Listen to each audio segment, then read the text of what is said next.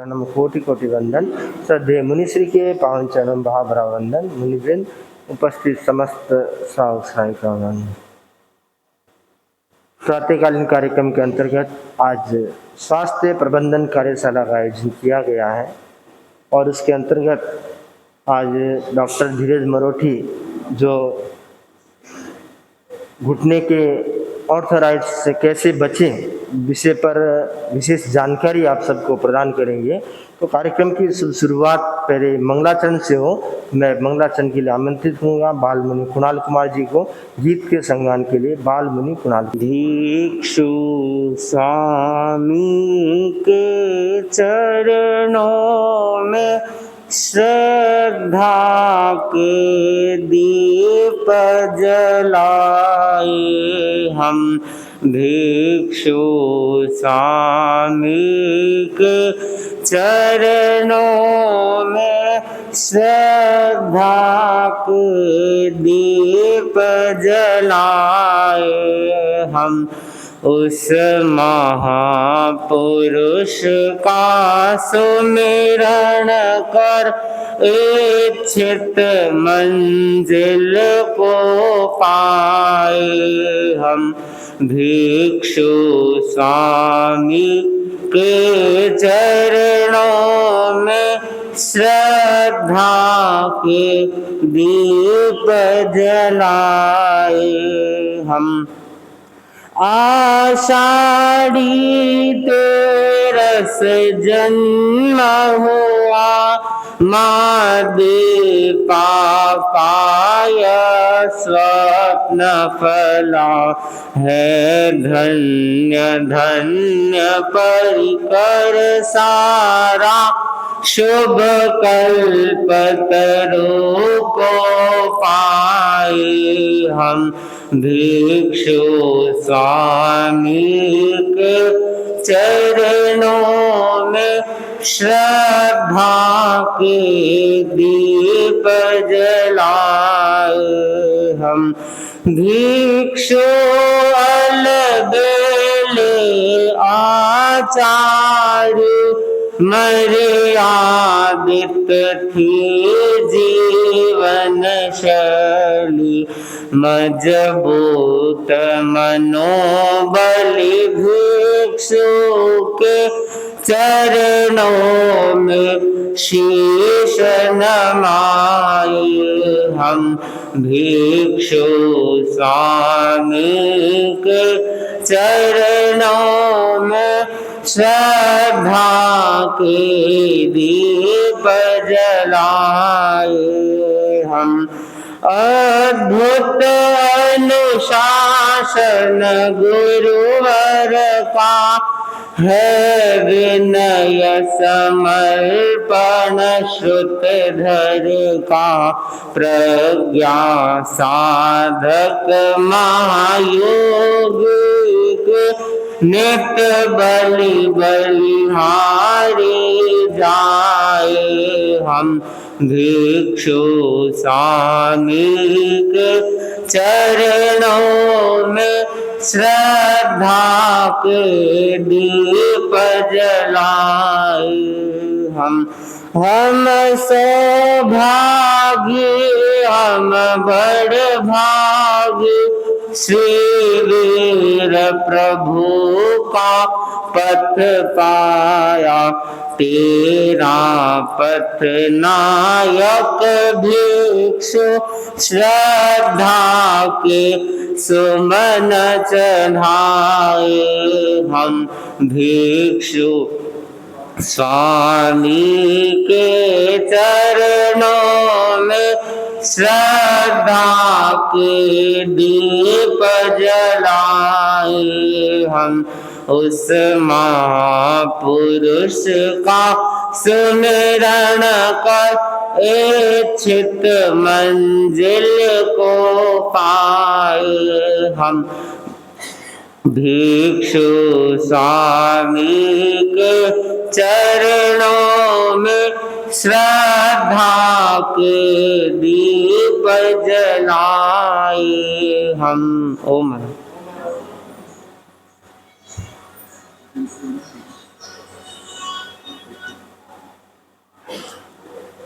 और इनका परिचय ये मोहताज नहीं है, क्योंकि अपना पूरा धर्म संघ, अपना समाज अधिकतर प्राय इनको जानता है।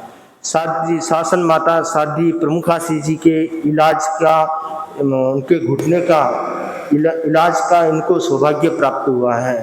तो गुरुओं की कृपा जिन पर विशेष रूप से बरसती है और चरित्र आत्माओं की सेवाओं के लिए हमेशा तत्पर रहते हैं, तो ये अपनी आज के इस स्वास्थ्य प्रबंधन कार्यशाला में अपनी प्रस्तुति देंगे। और उससे पूर्व सभा मनोज जी को स्वागत और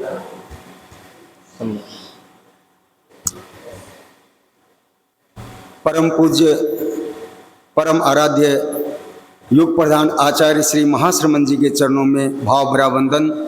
यहाँ पर विराजित मुनि श्री जिनेश कुमार जी एवं सहवर्ती मुनिवृंद के चरणों में मत्थेन मंदामी। आज बड़े हर्ष का विषय है कि हमारे बीच में जाने माने ऑर्थोपेडिस्ट डॉक्टर धीरज जी मरोठी अहमदाबाद से यहाँ पर पधारे हैं। हम उनका हार्दिक स्वागत और अभिनंदन करते हैं। डॉक्टर साहब से हम अर्ज करते हैं कि वे सामने आगे पधारें। भारतीय संस्कृति में सम्मान की परंपरा है, हम डॉक्टर साहब का सम्मान करना चाहेंगे। तो मेरा निवेदन है कि डॉक्टर साहब के सम्मान के लिए हमारे साउथ आड़ा सभा के न्यासी अशोक जी कोठारी, उपाध्यक्ष मदन चंद जी नाहटा, बजरंग जी डागा, निवर्तमान अध्यक्ष सुशील जी गिड़िया, डॉक्टर आर.के. जैन आदि सभी से कहूँगा वे आ गए हैं, धर्मचंद जी चौरड़िया, कि डॉक्टर साहब का सम्मान रखी है। आज की लाइफस्टाइल में घुटने की, गर्दन की और कमर की, यहाँ पे हम करीब 200-300 लोग विराजित हैं, तो उसमें से हर तीसरे पर्सन को कोई न कोई प्रॉब्लम से ग्रसित है। इवन काफ़ी युवाओं में भी। अभी आचार्य श्री के सानिध्य में एक कॉन्फ्रेंस हुई थी, तो मैंने स्पिरिचुअलिटी पे एक आधे घंटे का लेक्चर रखा था। Doctors Terapanth professional firm doctors की कॉन्फ्रेंस हुई थी, तो उस पर मेरा हाफ एन आवर का सेमिनार था स्पिरिचुअलिटी पे। तो आज के सेशन में हम कवर करेंगे हाउ टू रिड्यूस स्ट्रेस। सबसे ज़रूरी चीज़ है कि आज की डेट में स्ट्रेस इंड्यूस्ड, जो कैसे हम इस स्ट्रेस को कम कर सकते हैं। नी पेन, बैक एक, कैसे अपन अपनी जीवन शैली में परिवर्तन लाएं। सबसे ज़रूरी चीज़ है कि जीवन शैली में कैसे परिवर्तन लाएं। और यहाँ जो पिक्चर देख रहे हैं, मेन प्रॉब्लम गर्दन की, कमर की, कूल्हे की प्रॉब्लम कोविड के बाद में बहुत बड़ी है, क्योंकि काफ़ी लोगों को कोविड के टाइम में स्टेरॉइड लेना पड़ा वंदा में, और उसकी वजह से एवियन हिप भी बहुत सारे हुए। इंडिया की पहली पेशेंट थी हमारी दिल्ली से, बोथरा थी, जिसका मैंने डायग्नोस किया था कूल्हे का, एवियन आफ्टर कोविड। तो वो पेशेंट अपने नाम से रजिस्टर्ड है, फर्स्ट केस, जिससे कूल्हे का रिप्लेसमेंट करना पड़ा। और नी की प्रॉब्लम, घुटने में क्या होता है, ये 3 कंपार्टमेंट होते हैं। ये कार्टिलेज है, ये ढाकनी है, इसके नीचे कार्टिलेज है। जो ये स्काई ब्लू कलर की कार्टिलेज है, वो उम्र के साथ या कोई भी कारण से घसारा आ जाए, कोई भी बीमारी हो, उसे ऑस्टियोआर्थराइटिस या घुटने का घसारा बोलते हैं। तीनों कंपार्टमेंट में से एक कंपार्टमेंट भी घिस गया तो उसमें भी घुटने के अंदर की साइड में काफ़ी प्रॉब्लम कई बार यंग एज में भी शुरू हो जाती है। ये स्टेजेज है, 3 स्टेजेज, जिसकी वजह से आर्थराइटिस बढ़ती जाती है। और उसके लिए हमें सिर्फ एक सिंपल अच्छी क्वालिटी का एक्सरे की ज़रूरत रहती है।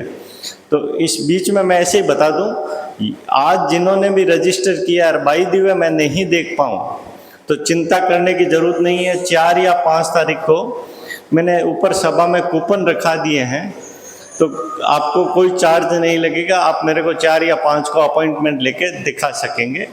उसकी चिंता मत करना कि भाई समय नहीं रहा और मैंने रजिस्टर किया, तो डरने की ज़रूरत नहीं है।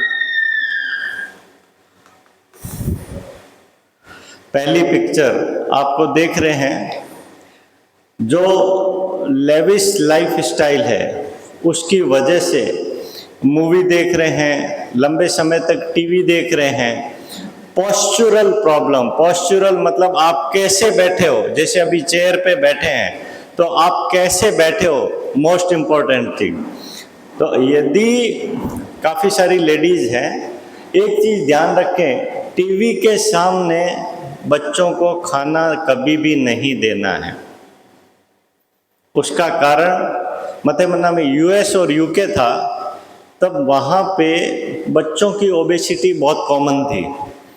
मैं उस ज़माने की बात कर रहा हूँ जब 2007-8 में मैं वहाँ था। इंडिया में उतना बच्चों में मोटापा नहीं था। आज की टाइप में परसेंटेज ह्यूज बढ़ रहा है और उसका सबसे बड़ा कारण है कि हम उनकी एक्टिविटी सारी इंडोर हो गई है, आउटडोर एक्टिविटी नहीं है, उसकी वजह से वज़न बढ़ने लग गया। तो वो डिस्कस करेंगे अपन, लेकिन हमें विशेष तौर से ये चीज़ों का ध्यान रखना है। जो चार्टर्ड अकाउंटेंट है या ऑफिस में चेयर पे बैठते हैं, उनको ये ध्यान रखना है कि चेयर आपकी, ये बैक खाली नहीं रहना है। यदि बैक अनसपोर्टेड है लंबे समय तक तो आपका बैकएक होना निश्चित है। बैक को पूरा सपोर्ट मिलना चाहिए। यहाँ मैंने पिक्चर दिखाई है आपको, ये देखिए, ये कमर पूरी सटकी हुई है कमर, और आपका एल्बो यहाँ से यहाँ 120 डिग्री रहना चाहिए। कल ही एक पेशेंट आया था, एडवोकेट था, उसके एल्बो में प्रॉब्लम थी और उसका कारण था कि दिन भर वकील था, लिखने का काम था, सपोर्ट नहीं है तो दर्द होगा। तो आपका एल्बो भी सपोर्टेड रहना चाहिए और हिप और कमर का 90 डिग्री एंगल रहना चाहिए। हम लोग क्या करते हैं, एवरेज इंडियन की हाइट 5'10", 5'11" होती है, बड़ी सारी चेयर ले लेते हैं। जैसे जैसे प्रॉस्पेरिटी बढ़ती है ना, तो सोफ़ा बड़ा, चेयर बड़ी, चेयर को सपोर्ट चाहिए पीछे, तो चेयर की विड्थ है इतनी ही होनी चाहिए। इससे ज़्यादा चेयर की विड्थ होगी तो आपका कमर का सपोर्ट नहीं रहेगा। कमर का सपोर्ट नहीं रहेगा तो क्या होगा, ये देखिए, इसकी कमर का सपोर्ट नहीं है तो इसको घुमा दे थोड़ा, तो सपोर्टेड नहीं है तो ये प्रॉब्लम बढ़ेगी। आजकल डिजिटल इंडिया का प्रचलन है, डिजिटल, मोदी जी ने मैक्सिमम बच्चों की पढ़ाई डिजिटल पे कर दी है और बच्चे भी पूरे दिन लैपटॉप पे बैठते हैं। तो एक ही घर में एक डेस्कटॉप होता है और डिफरेंट हाइट के बच्चे यदि उसी डेस्कटॉप पे पढ़ते हैं तो चेयर एडजस्टेबल होनी चाहिए, ताकि आई के लेवल पे आपका डेस्कटॉप होना चाहिए, तो कभी भी गर्दन की प्रॉब्लम नहीं आएगी।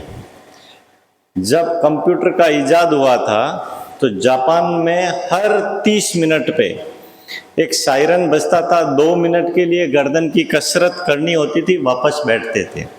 तो कांस्टेंट आप यदि लैपटॉप या डेस्कटॉप पे बैठे हैं तो यहाँ स्ट्रेन आएगा गर्दन पे, और लंबे समय तक, बरसों तक आप ऐसे करते हो तो यंग एज में भी सर्वाइकल की प्रॉब्लम चालू हो गई।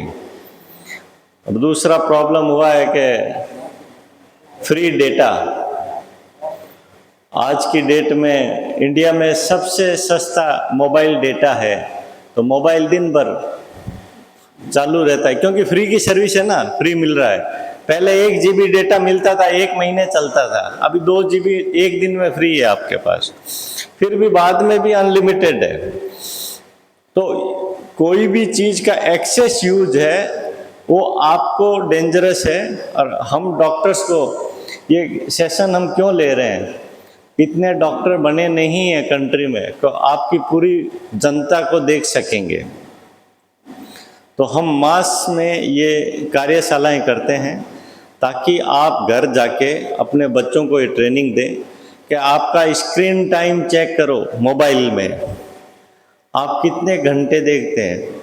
आप मिसेज को बोलना, जाके पूछना आज का स्क्रीन टाइम कितना है, हर आदमी डरता है, लेकिन एक बार हर मोबाइल में फैसिलिटी होती है कि आज आपने कितने घंटे मोबाइल देखा, तो स्क्रीन टाइम डालोगे तो आपको समझ आएगी, अरे बाप रे 3 घंटे 4 घंटे मैंने मेरे मोबाइल में ही गंवा दिए। तो वो डेंजरस चीज है। इन बिटवीन ये कसरत करनी है। यदि ऑफिस में भी है तो कमर को रिलैक्स करने के लिए ये कसरत बहुत जरूरी है।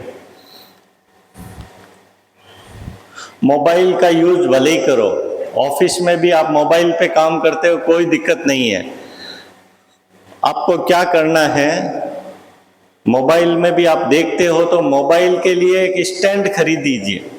हर बंदे के पास में, इवन किचन में भी आप मोबाइल देख रहे हैं तो स्टैंड रखिए। जैसे ही आप इस कंडीशन में देखेंगे, फ्लेक्शन इंजरी होगी, गर्दन में फ्लेक्शन इंजरी हो जाएगी, गर्दन की नसें दब जाएगी। कोई कहता है डॉक्टर साहब सोते सोते देख रहा था, सो रहे हो और सोते सोते भी मोबाइल देख रहे हो। इस कंडीशन में गर्दन की वर्टिब्री सारी आगे मुड़ रही है और उसकी वजह से यहाँ पे नसों पे प्रेशर आ जाएगा, तो फ्लेक्शन इंजरी बोलते हैं मेडिकल साइंस में। ये हर किसी को हो रही है। तो गर्दन की एक्सरसाइज में मोस्ट इंपॉर्टेंट एक्सरसाइज है, मैं हमेशा कहता हूँ रोज तारों को देखना है। आधे लोगों की गर्दन यहाँ तक ही जाती है, ऊपर जाती नहीं। ऐसे रोज करनी है कसरत, नीचे देखने की करनी नहीं, ऊपर देखने की करनी है। और उसकी शुरुआत यहाँ गर्दन पे होती है, फिर हाथ तक रेडिएटिंग पेन आता है, और जब ये यहाँ अंगुलियों तक दर्द आ गया, मतलब 3rd स्टेज की सर्वाइकल स्पॉन्डिलाइसिस हो गई आपको। ये डेंजरस है। ये महीनों तक आप फिजियोथेरेपी कराओगे तो भी नहीं जाएगी। तो उसके लिए मैंने कसरत बताई है। ये पोस्चर की प्रॉब्लम है। कुछ लोग देखो ऑल द टाइम ऐसे झुके हुए रहते हैं। ऐसा रहना है, सीना बाहर निकालना है, गर्दन को अकड़ के चलना है। जो बोलते हैं ना मिलिट्री में, डिफेंस मिलिट्री वाले कैसे चलते हैं, सीना तान के चलते हैं, तो आपकी गर्दन रिलैक्स रहेगी। आप ऐसे रहोगे तो पोस्चर में ऐसे ही रह जाओगे, और उसकी वजह से कुछ लोगों की महाराज गर्दन ऐसे आगे ही झुकी रहती है, क्योंकि वर्षों तक उन्होंने गर्दन सीधी नहीं की। तो आप देख के पहचान सकोगे ये झुका हुआ आदमी कौन है, पीछे से बता दोगे ये नाम ये है, क्योंकि उसकी कुबड़ निकल गई। यंग एज में भी निकल जाती है बहुत लोगों की। तो ये पोस्चर का विशेष ध्यान रखना है। ये कुछ मैंने गर्दन की कसरत बताई है। बाकी आप मेरा नाम लिखोगे, यूट्यूब में देखोगे तो मैं हर वीक कोई न कोई एजुकेशनल टिप डालता हूँ। तो गर्दन की कसरतें ये सारी आपको यूट्यूब पे भी मिल जाएगी मेरे नाम से। गर्दन को पीछे ले जाके रोकना है, 10 सेकंड तक रोक के रखना है, शुतुरमुर्ग जैसे। ये मैंने यहाँ दिखाया, देखिए ये गर्दन आके लेके गए, ये पीछे ले आए, ये पूरा शोल्डर के लेवल पे, यहाँ आके होल्ड करना है 10 सेकंड तक।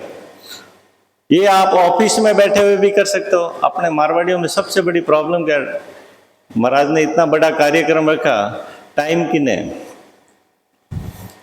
मैं कई बार कहता हूँ महाराज शुल्क के साथ में रखो ना तो सब उपस्थिति होती है। फ्री में उपस्थिति, फ्री बर्ड मिलता है ना, प्रवचन भी फ्री में मिलता है, चार्ज नहीं है। तो कहीं जा रहे महाराज तो ठीक है, दिक्कत है। तो ये टेंडेंसी गलत है।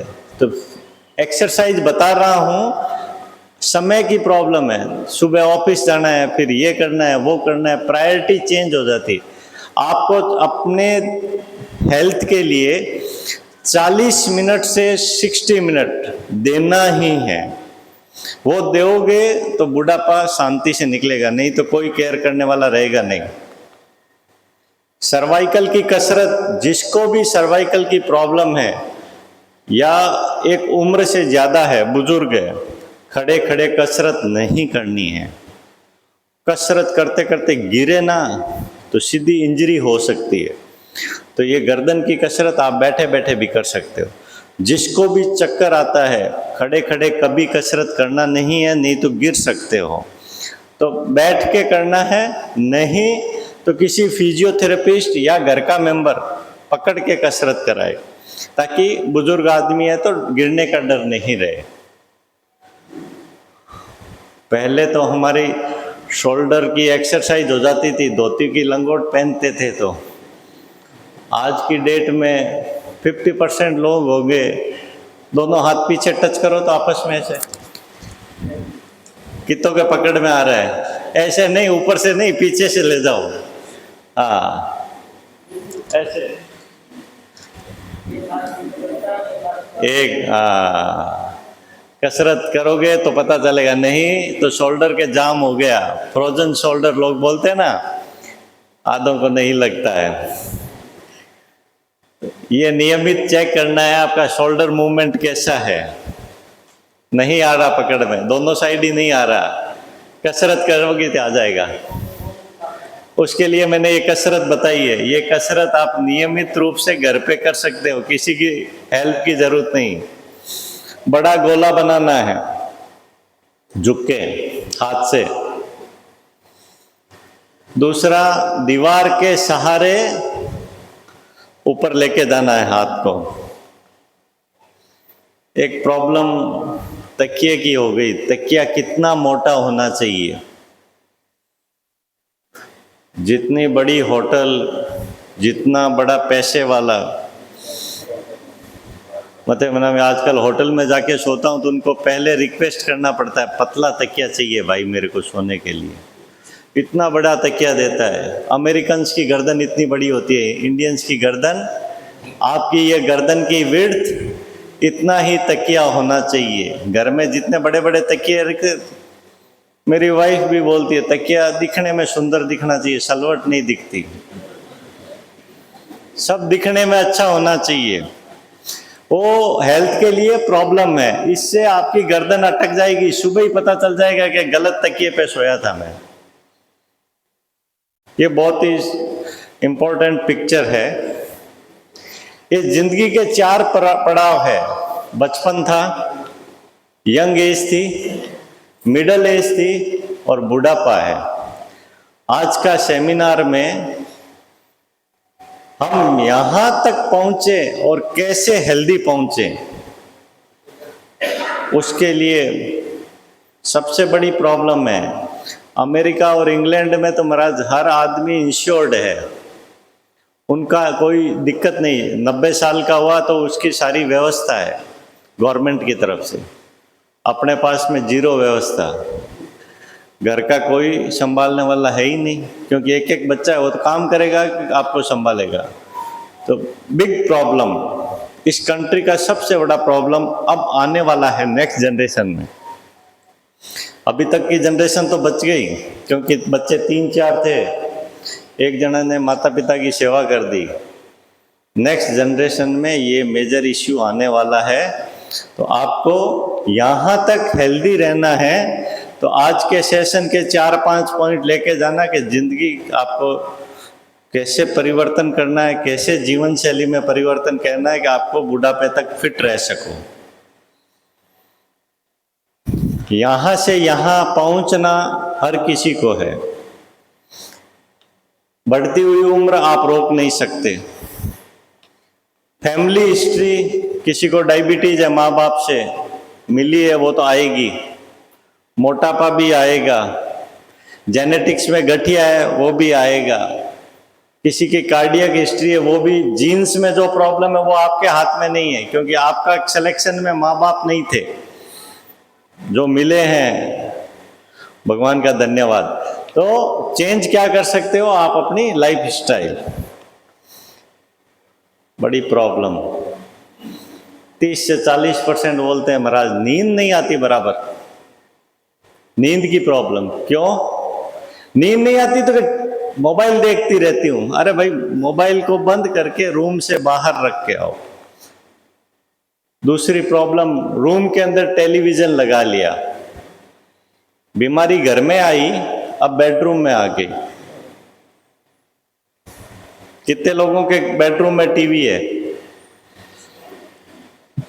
बताएंगे नहीं, शर्म आती है।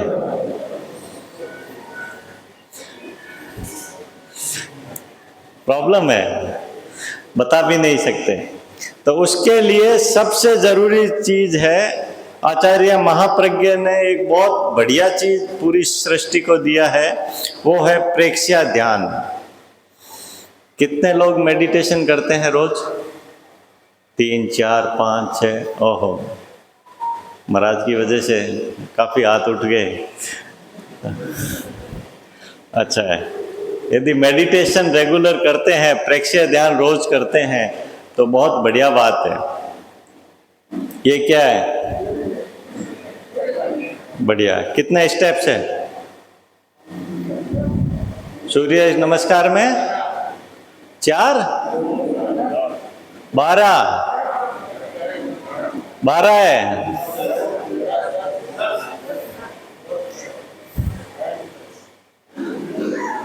तो हर स्टेप में सारी स्ट्रेचिंग है।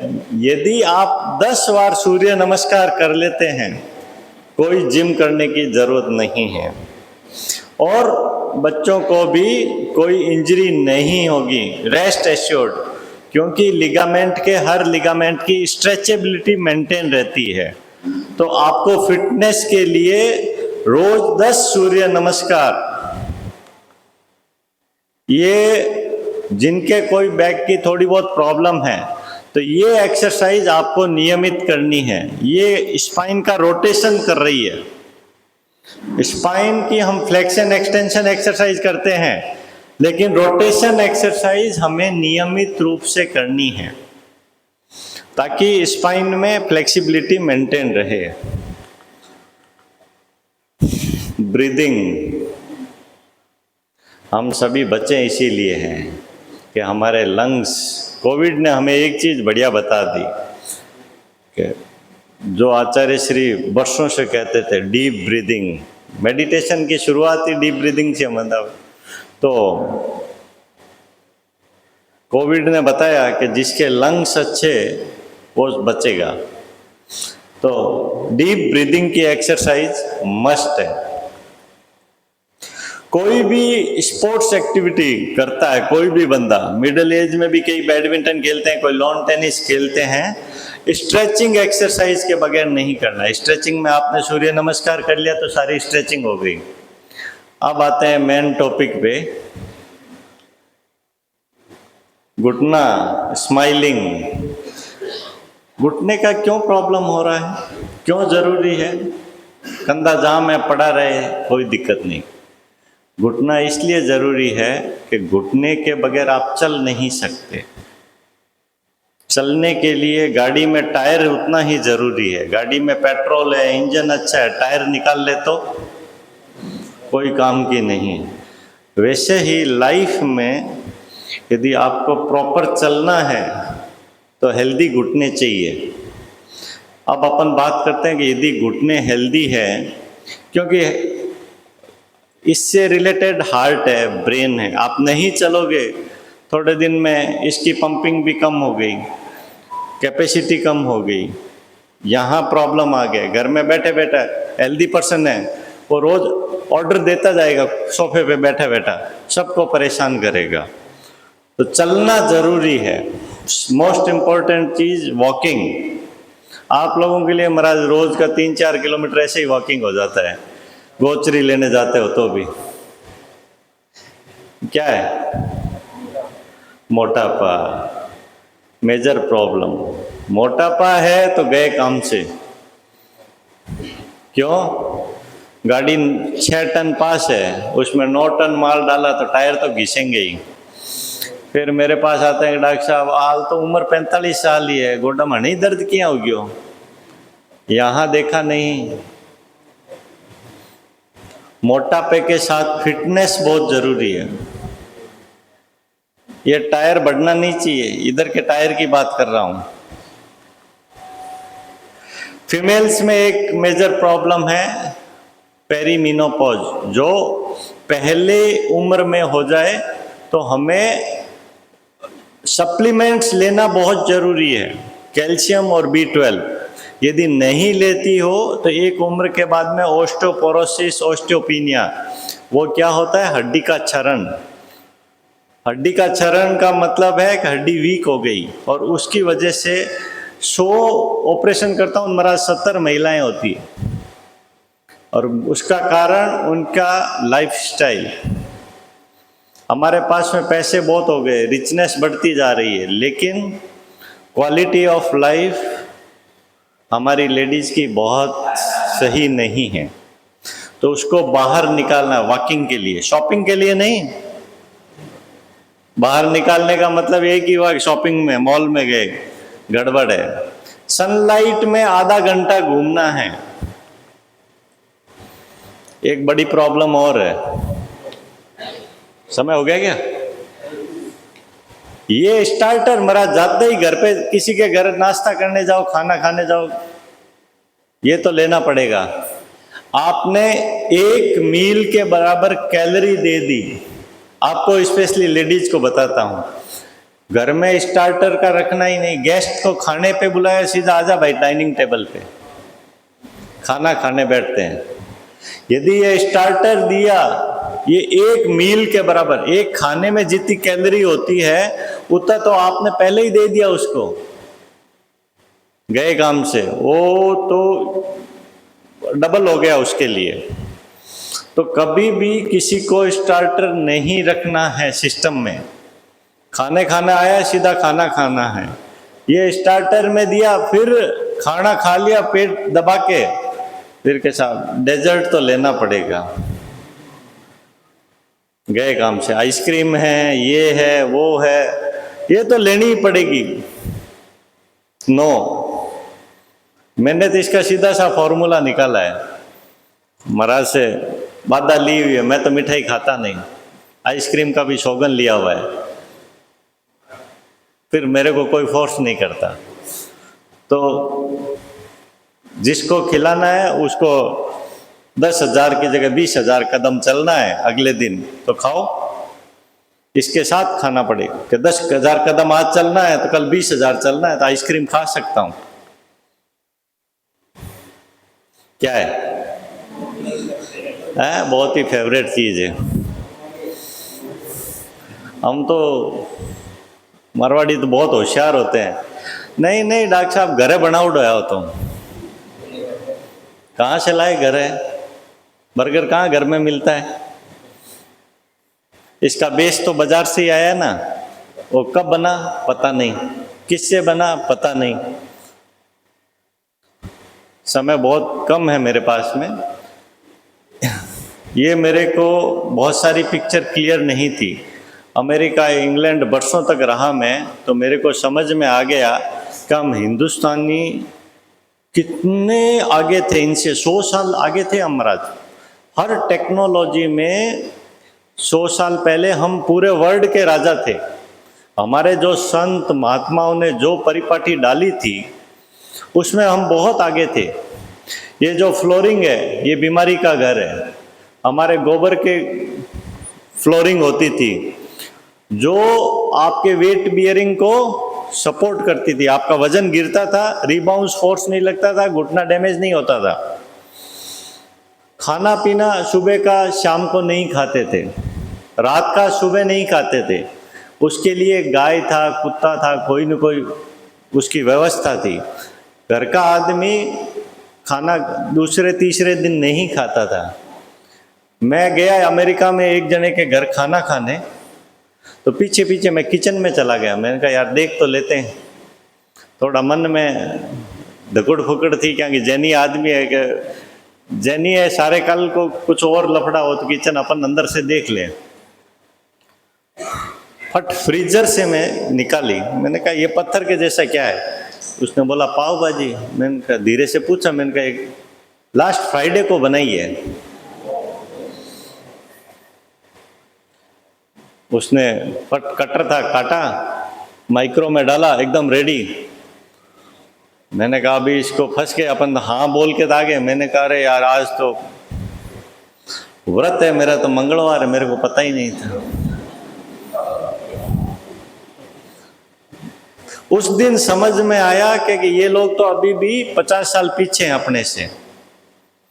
मैं तो लकी था, वाइफ को साथ में लेके गया था। घर जाते मैंने कहा 2 फलका उतार दे, कि क्यों, क्या हुआ, प्रॉब्लम हो गई। तो उसके बाद समझ में आ गया कि अननोन जगह मैं इंग्लैंड अमेरिका रह कहीं खाना खाने नहीं जाता था। ये प्रॉब्लम हमने बीमारी को अननेसेसरी इन्वाइट कर लिया। पहले तो सिर्फ मेट्रोज में थी, अब तो मैं देखता हूँ मेरे नोखा जैसे गांव में भी सब चीज़ अवेलेबल है। एम्बुलेंस 30 मिनट में नहीं पहुंचती, ये आपको रात को 1 बजे घंटी बोलती है। कितने लोगों के घर पे बोलती है? बोलती है। काफ़ी महिलाएं हाथ नहीं खड़ा करेगी, लेकिन बच्चों के लिए हम पहले पेरेंट्स रात को हम पढ़ते थे, माता पिता कुछ बना के रखते थे। टाबर रात में पढ़ी तो उसके लिए कुछ खाना बना के रखते थे। आज कहेंगे ऑर्डर दे देना, कहाँ दिक्कत है, 100-200 रुपये में बर्गर मंगा लेगा, पिज्ज़ा मंगा लेगा, कुछ भी मंगा लेगा, बच्चा भी खुश, माँ बाप भी खुश, डिस्टर्ब नहीं। रिंग बजी स्विगी से, जोमेटो से, रात को कोई नहीं बना रहा, रेस्टोरेंट 9 बजे बंद हो गए, वो सीधा माइक्रो करता है, लाके आपको फ्रेश दे दिया। तो नहीं खाना है, महाराज से वादा ले कि हफ्ते में नहीं, महीने में 2 बार ही खाऊंगा, तो आप अपनी जीवन शैली में ओहो।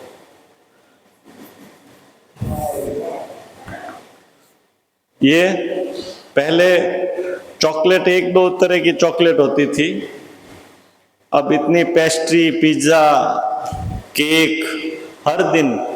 पहले तो साल में 1 दिन घर पे केक बनता था बर्थडे के दिन, अब तो कभी फादर्स डे, कभी मदर्स डे, कभी कोई सा डे। और ये इसके लिए 10,000 कदम चलना पड़े एक 5 स्टार खाया तो ये चाइल्ड ओबेसिटी हमारे लिए वार्निंग सिग्नल है। हम सब हंस रहे हैं, ये सारी प्रॉब्लम हमारे नेक्स्ट जनरेशन को आने वाली है। बच्चों में मोटापा, उसका कारण ये है। ये मैंने ऑलमोस्ट सारे ब्रांड ले लिए। 1-2 सेमिनार में एक ने बोला, साहब हमारी दुकान थे बंद करार छोड़ दो डॉक्टर साहब, हर गांव में जा लेक्चर दो फ्री में। मैंने कहा भाई मेरे कहने से कोई नहीं मानता, इनके कहने से ही नहीं मान रहे, मेरे कहने से कौन छोड़ेगा? कोई नहीं छोड़ेगा। जिसको समझ आएगी वो एक आधा छोड़ देगा, तेरे कौन सा 2-4 पिज्ज़ा में फर्क पड़ेगा। एक मेजर प्रॉब्लम और है, वो है शुगर। मोटापे में चीनी, यदि वाइट शुगर खाते हो वो जहर है। मेरे गुरु राणावत अमेरिका में रोज देखता था महाराज, उनका एक स्टेटमेंट था, यदि ये वाइट शुगर खाना है तो 10 साल जल्दी मरना है, तो ये खाना है। वाइट शुगर नहीं खाएं तो क्या खाएं?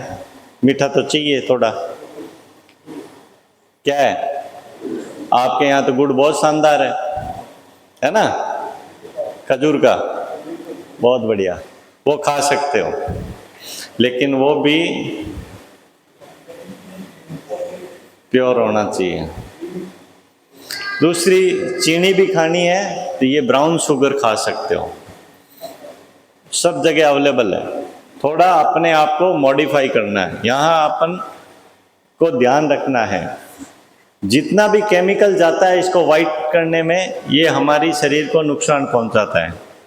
ओहो, सुबह से धीरज मरोठिया है छोड़ाने की बात कर रहा था। ये स्लाइड में आपको खाने की बात हो रही है, ये सब चीज़ आप इंक्लूड करो। जितनी भी चीज़ है, ड्राई फ्रूट्स है खा सकते हो, न्यूट्रिशनल सप्लीमेंट खाना ही है।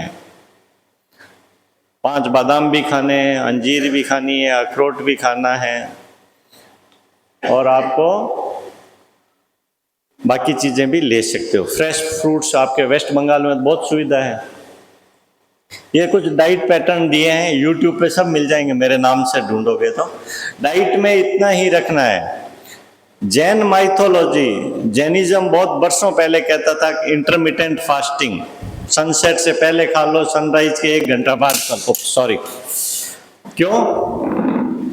ये साइंटिफिक है महाराज। अब साइंस बोल रही है सैकड़ों साल बाद में कि ये जैन लोग हैं वो सही बोल रहे हैं कि सनसेट से पहले खाना, सनराइज से 1 घंटे बाद में खाना। अब साइंस मान रही है और उस पर लिटरेचर पब्लिश हो रहे हैं कि ये बात तो ये लोग, हम देखते थे, हम तो ये वर्षों से कर रहे हैं, घर वाले ही कर रहे थे, लेकिन ये साइंस अब प्रूव कर रही है कि ये चीज़ सही है। 13 घंटे यदि आप फास्टिंग में हो, किसी को भूख लगी तो रात को दूध पी सकते हैं, एक एप्पल खा सकता है, लेकिन खाना नहीं खाना है तो मोटापे का चांसेस काफ़ी कम है। एक ये स्लाइड इंपॉर्टेंट है, 10 बज गए। ये स्टैंडिंग किचन, ये हमारी मेजर प्रॉब्लम होगी। ये महिलाओं के लिए घुटनों पे लंबे समय तक आप खड़े रह के खाना बनाते हो। अभी तो लकी है 20 लोग का खाना नहीं बनाना, 4 लोग का खाना बनाना है, फिर भी हमें लंबे समय तक खड़ा रहना है तो बार चेयर, एक चेयर किचन में रखनी है। लंबे समय तक खड़ा रहना है तो चलते रहना है, नहीं तो आधा काम किचन में बैठ के करना है, तो आपके गोडों को आप बचा सकोगे। कोई पानी वाला हो तो नाराज मत होना। जितना भी ये पैक पानी है ना, मीठा लगता है, बेकार है। आपको हर सोसाइटी का, विवेक विहार का अलग होगा, दूसरी कॉलोनी का अलग होगा, पानी का TDS चेक करके कंपनी फ्री सर्विस देती है कि कौन सा फिल्टर लगाना है। आपको कोई फिल्टर की ज़रूरत है या RO की ज़रूरत है, अल्ट्रा वायलेट की ज़रूरत है, कौन सा फिल्टर की ज़रूरत है। एडवर्टाइजमेंट में कोई हीरो हीरोइन आती है तो कैंट का ले आऊँगा, इसका एक्वा का ले आऊँगा, ऐसा नहीं करना है। हमें एक्चुअल कंपनी को पूछना है कि मेरी सोसाइटी में ये पानी आ रहा है, इसमें कौन सा फिल्टर रिकमेंडेड है आपकी तरफ से। पानी ही सारी बीमारी का जड़ है। पेट में यदि प्रॉब्लम है तो बिकॉज ऑफ योर वाटर, तो पानी प्यूरिफाइड लेकिन B12 रिच होना चाहिए। हमारे राजस्थान में महाराज सबके घर में कुंड होते थे ना, वो साइंटिफिक था। जितना रेन वाटर है वो सारा B12 रिच होता है, भगवान डायरेक्ट देता है आपको। प्रिजर्व करते थे हम, उसको रखते थे।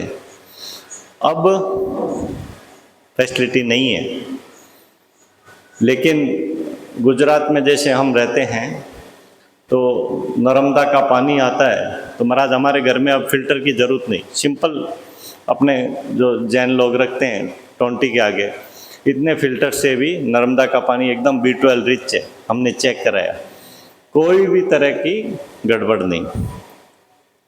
तो जहाँ जैसी फैसिलिटी वैसा फिल्टर लगाना है, ये आपको विशेष ध्यान देना है। जो 30 मिनट वॉक करोगे, B12 D3, अभी ऊपर जितने भी पेशेंट देखूंगा ना 90% के D3 B12 कम आता है। धूप में हम जाते ही नहीं, भगवान सनलाइट में D3 देता है। कई लोग कुछ साहब दिनों के जाओ कौन, अरे भाई दोपहर संध्या भी ऐसा नहीं है कि सूर्य भगवान ने दोपहर बाद में एग्जॉस्ट हो गया D3 नहीं मिलेगा, ऐसा नहीं है। D3 मिलता है सनलाइट में, D3 दोपहर में भी मिलता है, शाम को भी मिलता है। कभी भी धूप में बैठो आपको D3 उतना ही मिलेगा। ये कुछ एक्सरसाइजेज मैंने बताई है, तो ये एक्सरसाइजेज आप नियमित रूप से घर पे भी कर सकते हो। ये एक मेरा आर्टिकल पब्लिश हुआ था न्यूज़पेपर में बहुत साल पहले। स्विमिंग पूल में वॉक करो। मैं वॉकिंग की बात कर रहा हूँ, क्या डॉक्टर साहब गोडा तो दुखे कठों वॉक कर से, उल्टी बात कर रहे हो।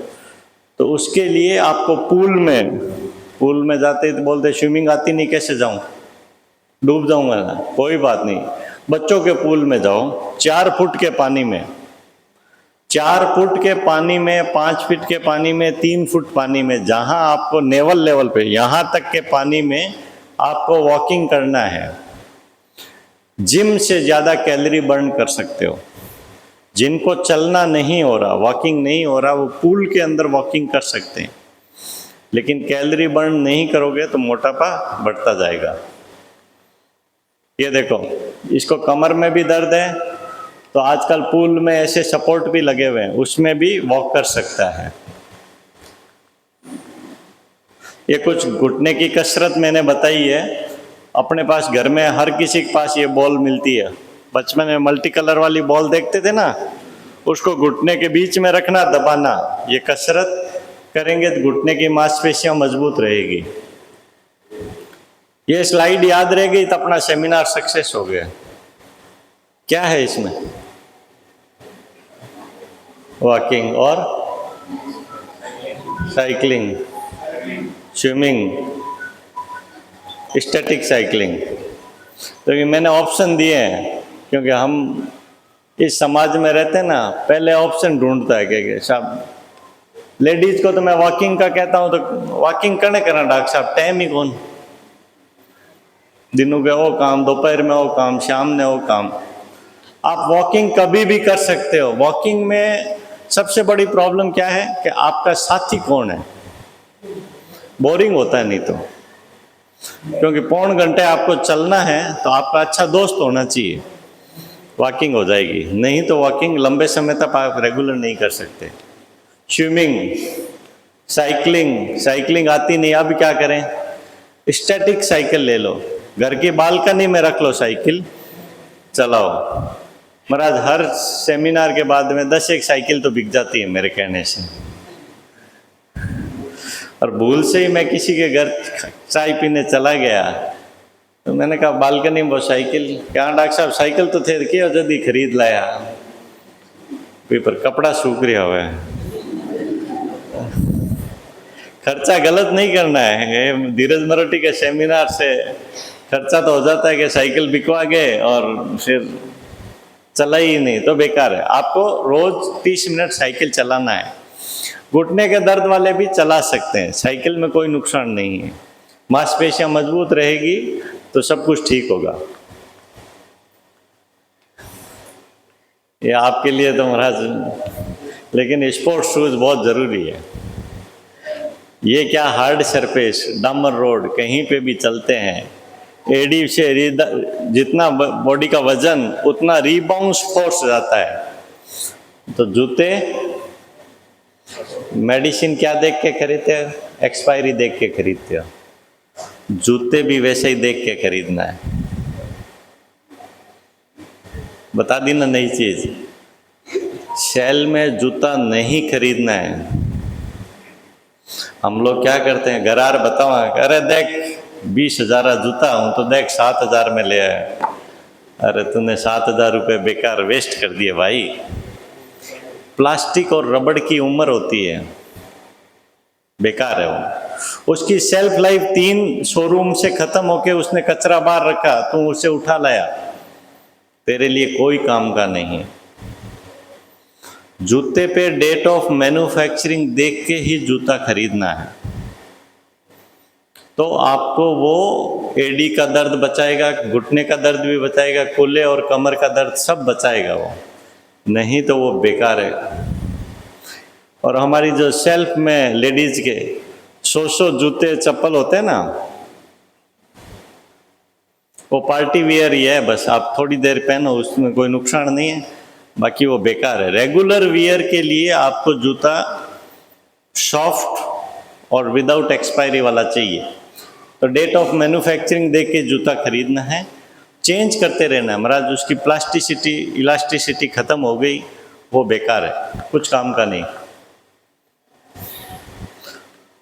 अब 2-5 मिनट बस और लूँगा। सिर्फ घुटने में क्या टेक्नोलॉजी आई है वो बता देता हूँ। यहाँ आप देखोगे कभी कभी कम उम्र में यदि घुटने का एक कंपार्टमेंट डैमेज हो गया, हम क्या सोचते हैं, अरे डॉक्टर मरोटी जी गंजा, मैं तो सर्जन है, जाते ही ऑपरेशन बताई। ऐसा नहीं है। आप एक घुटने का एक कंपार्टमेंट डैमेज है, उसके लिए टोटल नी रिप्लेसमेंट को इनवाइट कर रहे हो। वो तो गेट बाहर ठक ठक कर रहा है और हमने उसको रियल टाइम पे ट्रीटमेंट नहीं लिया तो हमें नी रिप्लेसमेंट में जाना ही पड़ेगा। इस स्टेज पे हम उससे बच सकते हैं। किसी भी कारण से घुटने के अंदर का एक कंपार्टमेंट डैमेज है तो आपको टोटल नी रिप्लेसमेंट की जरूरत नहीं होती है। कुछ वंडर ड्रग्स भी हैं, ऑयल ग्रीस की दवाई भी आती है जो बेसिकली न्यूट्रिशनल सप्लीमेंट होती है। वो आप ले सकते हो और उससे भी वर्षों तक घुटने को चलाया जा सकता है। फिजियोथेरेपी भी आप करा सकते हो। कुछ लोग मेरे को पूछते हैं कि एक्यूप्रेशर करा लूं, एक्यूपंक्चर करा लूं, निडलिंग करा लूं, कुछ भी करा सकते हो यदि आपको आराम मिलता है। ये वे ऑफ फिजियोथेरेपी है। आजकल एक्वाथेरेपी भी चलती है, हाइड्रोथेरेपी भी चलती है, पानी के अंदर भी फिजियोथेरेपी दी जाती है। वो सब हेल्पफुल है, कोई नुकसान नहीं है कमर के लिए, घुटने के लिए। लेकिन ये स्लाइड इंपॉर्टेंट है, घुटने के अंदर कोई भी इंजेक्शन कभी भी नहीं लगवाना है। क्यों? क्योंकि आप कोई भी चीज पीआरपी डाल रहे हो, स्टेम सेल डाल रहे हो, या सिनविस्क डाल रहे हो, या स्टेरॉइड डाल रहे हो, वो आपको सिर्फ और सिर्फ कुछ समय के लिए फायदा देगा, बाकी कोई फायदा नहीं देगा। जो भी डॉक्टर आपको रिकमेंड करता है कि एक बार इंजेक्शन लगा देता हूँ आराम आ जाएगा, उसको सामने से एक क्वेश्चन करना है कि डॉक्टर साहब ये इतना महंगा इंजेक्शन लगा रहे हो, कितने दिन मेरे को इससे रिलीफ मिलेगा? तो 100% डॉक्टर यही कहेगा कि इसकी म्याद 3 से 6 महीने है। कोई ये नहीं कह सकता कि ये परमानेंट रिलीफ मिल गया। आपके नॉलेज के लिए आजकल फैट से भी इंजेक्शन बना के और घुटने में लगाया जाता है। पीआरपी एक आपने नाम सुना होगा, सेंट्रीफ्यूज करके अपना ही ब्लड को घुटने में डाला जाता है। ये सब टेम्परेरी चीज़ें हैं। स्टेरॉइड इंजेक्शन है, आर्थोस्कोपी है, और अब आते हैं रोबोटिक पे। कुछ लोग मेरे को पूछते हैं डॉक्टर साहब अबे तो गोडेर ऑपरेशन रोबोट करने लग गया। बिल्कुल, लेकिन हमें आगे की बात समझनी है। रोबोट सर्जरी करेगा तो हमें और ज़्यादा अनुभव की ज़रूरत है। मशीन तो कोई भी हॉस्पिटल ओनर 2-5 करोड़ लाके खड़ी कर दी, लेकिन वो चलता है डेटा पे। यदि डेटा भरता है कोई टेक्नीशियन या इंजीनियर, यदि उसने कहीं डेटा 19-21 भर दिया तो during surgery robot is just a machine. मैं आपको क्लियर कर रहा हूँ, रोबोट में आंखें नहीं होती, रोबोट तो डेटा पे चलता है, वो घुटना घिसता जाएगा। अनुभव डॉक्टर का ही काम आता है। नो डाउट रोबोट आपका बोन प्रिसाइजली कट करेगा, छीलेगा प्रिसाइजली, लेकिन डॉक्टर का अनुभव इक्वली इम्पॉर्टेंट है उसके लिए। रोबोट सर्जरी नहीं करता है, robot just a helping hand for the surgeon, इतना ही समझिए। क्योंकि ना तो उसको आइज है, ना उसको टच की फीलिंग है। आप समझ रहे हैं? घुटने की सर्जरी में क्या है, हड्डी को काटना सर्जरी नहीं है। सॉफ्ट टिश्यू, साथ में जो ये मांसपेशियां टाइट है, ढीला करना, वो सर्जन को ही करना पड़ेगा, रोबोट नहीं कर सकता। तो ये एक कन्फ्यूजन रहता है लोगों को। रोबोट, महाराज ये मेरा फोटो है 2014 में पहली बार अमेरिका में जब रोबोट लॉन्च हुआ था, तो इंडिया से 6 डॉक्टर गए थे, उसमें मैं भी था। अब तो इससे बहुत लेटेस्ट रोबोट आ गए हैं हमारे पास में, लेकिन वो एक असिस्टेंट ही है, आपका हेल्पिंग हैंड ही है, लेकिन उसको चलाने के लिए उतना ही अनुभव की ज़रूरत है। ये टेक्निक मैंने डेवलप की, R2R मेरे नाम से पेटेंट भी है। ये रोबोट से ही कॉन्सेप्ट लेके रीसर्फेसिंग, मैंने पिछले 8 साल में घुटना काट के कोई सर्जरी नहीं की, घुटने के छील के उसी घुटने पे कैप लगा दी जाती है। इसका नाम R2R है, और बहुत बार आपके न्यूज़पेपर में नाम पढ़ा होगा, तो धीरज मरोठी जैन डालोगे तो R2R आ जाएगा। जिस भी ऑपरेशन कराते हो नी में, आपका बेसिक नॉलेज होना चाहिए, वहाँ पे ये स्पेस सूट की फैसिलिटी है या नहीं है, वो जानना ज़रूरी है। जब भी हॉस्पिटल जाओ तो पहले पूछो भाई वहाँ पे ये सुविधा है तो ही नी की सर्जरी करानी चाहिए, नहीं तो इन्फेक्शन का चांसेस मल्टीफोल्ड में बढ़ जाता है। R2R टेक्निक में मैंने कमर में ट्यूब डालना बंद कर दिया, ड्रेन पाइप डालना बंद कर दिया, खून का दौरा रोकना बंद कर दिया, ना टांके लगाते हैं, ना स्टेपल्स लगाते हैं। इस टेक्निक में ये सब चीज़ें नहीं होती है। 15 मिनट में सर्जरी हो जाती है, 3 घंटे के बाद में पेशेंट को चला दिया जाता है। काफ़ी सिंपल हो गया। जैसे मैंने बताया कि एक घुटने का 1% डैमेज है तो पूरे घुटने या तंतुओं को काटना नहीं है, ना तो लिगामेंट काटे जाएंगे ना सॉफ्ट टिश्यू काटा जाएगा। जितना डैमेज पार्ट है उस पे ही कैप लग जाती है। ये टेक्नोलॉजिकल बात है, मैं आपको जस्ट बता रहा हूँ, नॉलेज में रहे कि ऐसी चीज भी हो रही है।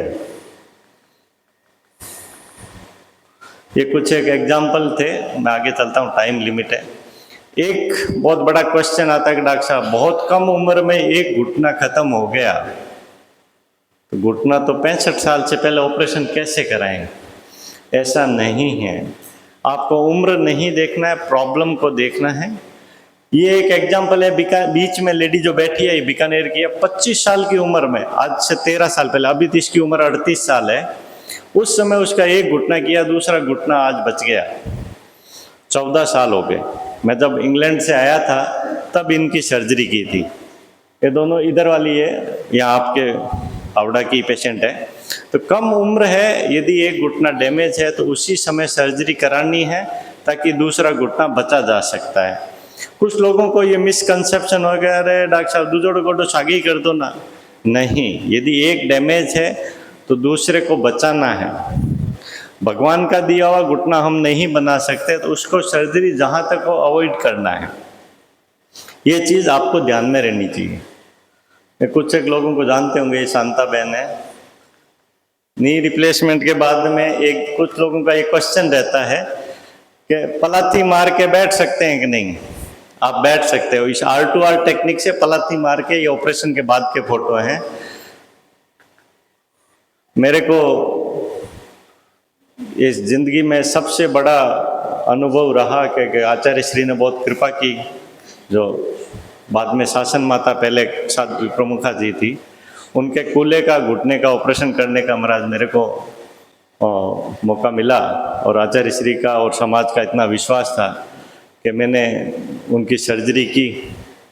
और आपको एक बात बता दूं कि मैं इंडिया में हूं बिकॉज ऑफ आचार्य महाप्रज्ञ जी।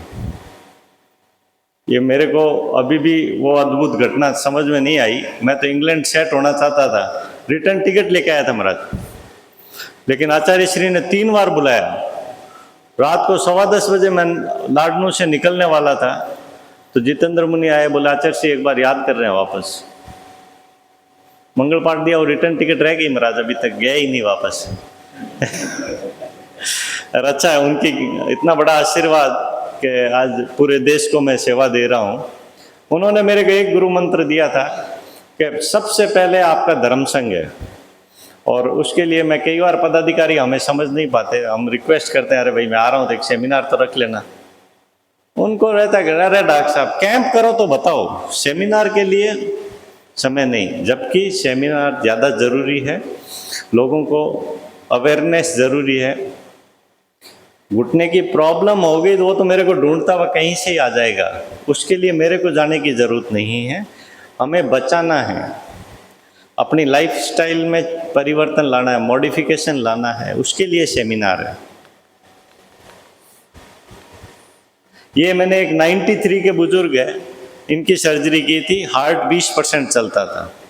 इस बंदे ने मेरे को एक नया स्टेप दिया कि इस एज में भी सर्जरी हो सकती है। कोविड से पहले ये 91 साल के थे, तो एक घुटना किया महाराज, मेरी हिम्मत नहीं थी, इस बंदे की हिम्मत थी। इसने कहा मेरे को व्हीलचेयर पे रहना ही नहीं है, आप मेरा ऑपरेशन करो। दुनिया में सारे डॉक्टर्स बहुत पैसे वाला गुजराती है, का सर्जरी करानी है, मेरे को मालूम है आप कर सकते हो। मेरे को पता नहीं कैसे रहा, मेरे फादर भी फिजिशियन है, मैंने उनको सारी रिपोर्टें डिस्कस की। मैंने कहा ये डोकरा आके फंस गया है। मैंने कहा मेरे को कल कलकत्ता जाना है, मैंने इसको टाला, सोमवार को फिर आके भर्ती हो गया और तीनों बच्चों से साइन करा दिया कि आपको कोई कुछ नहीं कहेगा, आप ऑपरेशन कर दो। यदि मेरे को टेबल पे कुछ हो गया, मतलब इतना विश्वास जताया इसने। मैंने सर्जरी की, सक्सेसफुल हो गई। कोविड निकला, 93 साल की उम्र में दूसरी बार आ गया, दूसरी भी सर्जरी हो गई। आप बिलीव करोगे अभी भी वो जिंदा है, 97 की एज है महाराज। तो कहने का मतलब है कि कोई घर में बुजुर्ग होता है ना, 80 साल 85 साल, कल भी रात को एक जना बैठा था 82 साल होगी, अब डॉक्टर साहब की तो जीना है, ये एग्जाम्पल रहा। अभी तो 12 साल उनसे मैंने कहा बड़ा जिंदा है। तो मतलब कहने का मतलब ये है कि कोई भी उम्र इसमें क्राइटेरिया नहीं है, कोई भी उम्र में सर्जरी हो सकती है, उसमें घबराने की ज़रूरत नहीं है। एक ये स्लाइड दिखा दूं, जब मैं इंडिया आया था तब 1.5 घंटा लगता था ऑपरेशन करने में। आज ये सर्जरी R2R टेक्निक से 15 मिनट में हो जाती है।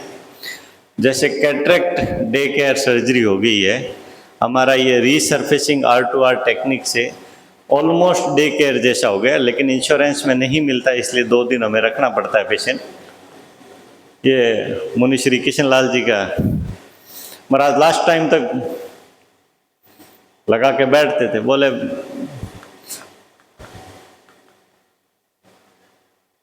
ओम हरम महाराज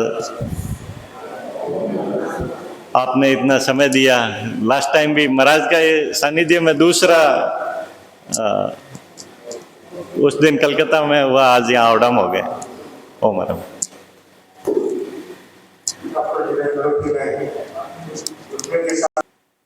अहिंसा के अवतार भगवान महावीर स्वामी के श्री चरणों में कोटि से वंदन।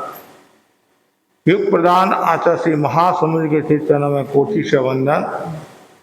मुनिवृंद, डॉक्टर धीरज मलोठी जी, उपस्थित धर्म प्रेमी भाइयों बहनों, आज स्वास्थ्य प्रबंधन कार्यशाला का आयोजन हुआ, जिसमें डॉक्टर मलोठी जी ने विस्तार के साथ में आपको स्वास्थ्य के बारे में और घुटनों के बारे में बताया। संस्कृत की एक सूक्ति है, शरीर माध्यम खलु धर्म साधनम। शरीर धर्म साधना का नहीं अपितु समग्र साधना का प्रमुख कारण है। स्वास्थ्य से ही साधना संभव है। आरोग्य से बढ़कर कोई लाभ नहीं है।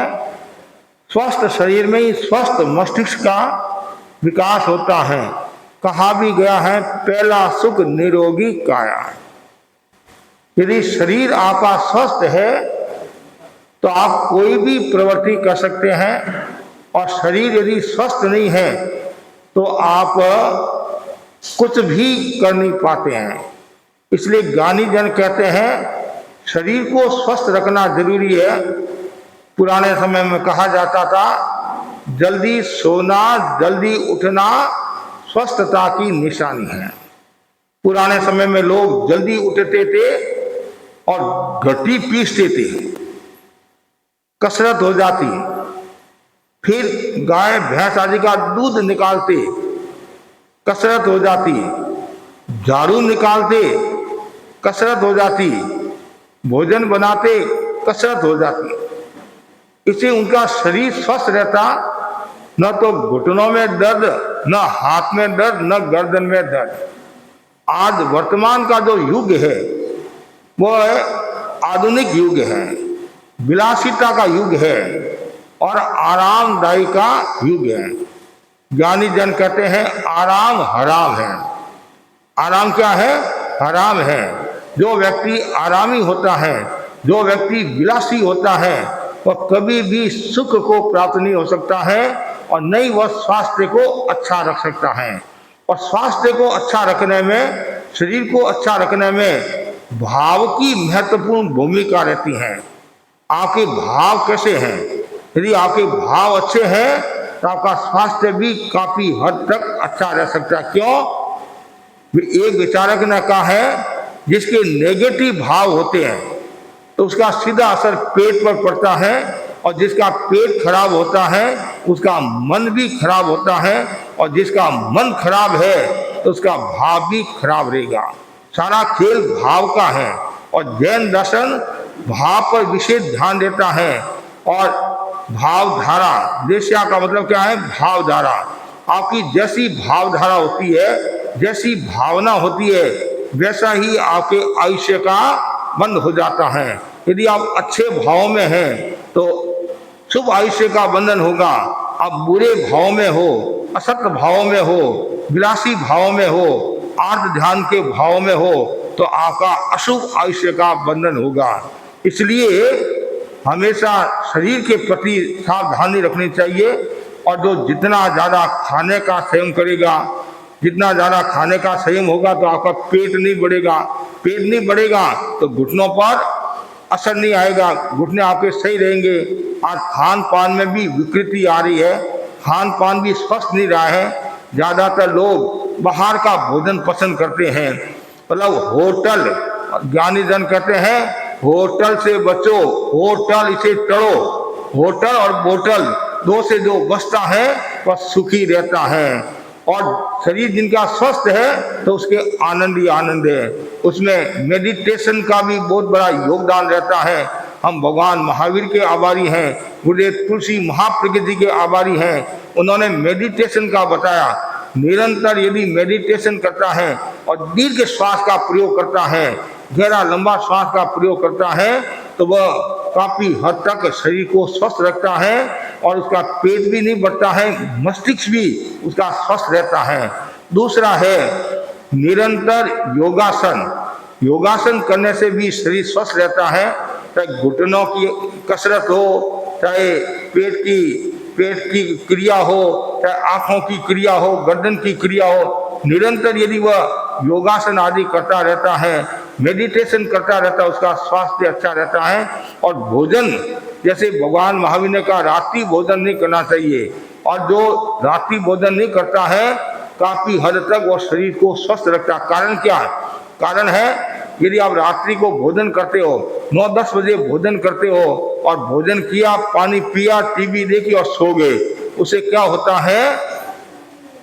गैस होने की संभावना है। जिनके वायु की तकलीफ हो जाती है तो वो अनेक बीमारियों को निमंत्रण देता है। तो वायु के कारण अनेक बीमारियां होती है। इसलिए भगवान ने कहा है कि जो व्यक्ति सूर्यास्त के बाद में नहीं खाता है वह जीव हिंसा से भी बच जाता है। क्यों जीव हिंसा? और दूसरी बात है पाचन तंत्र भी उसका, यदि रात को खाता तो पाचन तंत्र भी उसका कमजोर रहता है। क्यों दिन में तो क्या सूर्य के ताप के कारण पाचन तंत्र सक्रिय रहता है, मजबूत रहता है, और सूर्यास्त के बाद में पाचन तंत्र कमजोर हो जाता है तो भोजन पचाने में भी समस्या आती है। तो ये कुछ बातें पर आपको ध्यान देना है। क्यों घुटने यदि स्वस्थ है तो आप पैदल चल सकते हो। हमारे जैन साधु जो लोग हैं तो पैदल चलने का उनका बहुत काम पड़ता है। क्यों हमारी सारी जिंदगी यात्रा है, बहिर् यात्रा और अंतर यात्रा। तो हम क्या करते हैं? घुटनों का, पैरों का पूरा ध्यान रखते हैं, कसरत करते हैं। गुरुदेव तुलसी ने फरमाया था विहार करके आते हो, थकान आ गई तो वज्रासन में बैठ जाओ, वज्रासन में बैठ जाओ, इससे आपकी थकान दूर रहेगी। और भोजन के बाद में वज्रासन में बैठो कुछ समय के बाद में तो आपका पेट भी नहीं बढ़ेगा। तो ये वज्रासन है, पद्मासन है, सुखासन है, योगिक क्रिया है, पेट की क्रिया है। ये निरंतर यदि आदमी करता रहता है तो वो स्वस्थ रहता है। और साथ साथ में बताया गया है और जो हितकारी मितकारी ऋतु के अनुसार भोजन करता है, अभक्ष्य पदार्थों का भोजन नहीं करता है और राजसिक भोजन नहीं करता है, तामसिक भोजन से बचता है, तो वह व्यक्ति शरीर को स्वस्थ रखता है। और जिसका चिंतन सही होता है, सोच विचार कर कार्य करता है, सत्य की साधना करता है, क्षमा का भाव रखता है, दिनवाणी सुनता है, सत्संगत करता है, उसका शरीर स्वस्थ रहता है। तो आज डॉक्टर धीरज मरोटी जो इनके पिता जी भी डॉक्टर साहब है, जेठमल जी है नहीं, पिताजी का नाम प्रेम सुख जी मरोठी, जो साधु संतों ने की बहुत सेवा उन्होंने की और वर्तमान में मरोठी में ये नौखा में होंगे, नौखा में मूल नौखा के हैं और आप अहमदाबाद में हैं और वर्षों से इस लाइन में हैं और संस्कृतियों की भी सेवा करते हैं और साथ साथ में और कुछ प्रयोग भी बताते रहते हैं वॉकिंग का। ऐसे मतलब निरंतर वॉकिंग होता रहता है, कसरत आदि होती रहती तो शरीर स्वस्थ रहता है और इनको काफ़ी अनुभव भी है और बताने की स्टाइल भी अच्छी है, आपको बोरिंग होने नहीं देते हैं। बीच बीच में मारवाड़ी भाषा का भी प्रयोग कर लेते हैं तो उसे क्या है लोगों के जल्दी समझ में आ जाता है। तो हमारे जो धर्मचंद जी ने कहा कि 10-15 मिनट बोलने वाले, मैंने कहा उनसे 10-15 मिनट से कुछ नहीं होगा, कि मैं जानता हूँ पिछली बार का मेरा अनुभव है ये तो पूरा बताएंगे तभी 10-15 मिनट में होता भी क्या है, वो तो भूमिका बांधते हैं, भूमिका बांधते हैं, फिर बाद में सारी बातें तो बाद में आती हैं। और इन्होंने विस्तार के साथ बताया। इनके प्रति मैं खूब आध्यात्मिक मंगल कामना करता हूँ और इनका जीवन अच्छा रहे, श्रेष्ठ बने और आध्यात्मिकता में विकास करते रहे और खूब संघ की सेवा करे।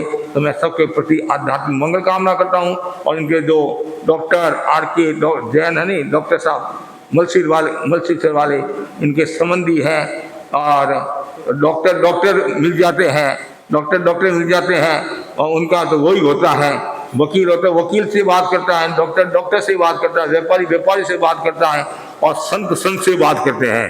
कहते नहीं, ज्ञानी से ज्ञानी मिले करे ज्ञान की बात और मूर्ख से मूर्ख मिले के मुक्का के लात। तो ज्ञानी की बात करते हैं। तो आज मैं सबके प्रति यही मंगल कामना करता हूँ। मूल है आज हमारा जो विषय भी था वो भावना का ही विषय था और भावना से भवजल तर जाते हैं। भाव अच्छे रखे, कितना सुंदर कहा है, आप भव की चिंता मत करो। बहनों ध्यान से सुना कि मेरा भव सुधर जाए, आगुत सुधर जाए, भव की चिंता मत करो, भाव की चिंता करो। भाव सुधर गया तो भव भी सुधर जाएगा और भाव बिगड़ गया तो भव भी बिगड़ जाएगा। तो भावों को हमेशा अच्छा रखो, हमेशा पॉजिटिव भाव रखो, अच्छे भाव रखो, चेहरे पर प्रसन्नता का भाव रखो। कभी भी ये मत को मैं बीमार हूँ तो और ज्यादा बीमार हो जाओगे। तो क्या कहना, मैं स्वस्थ हूँ, आनंद मंगल है।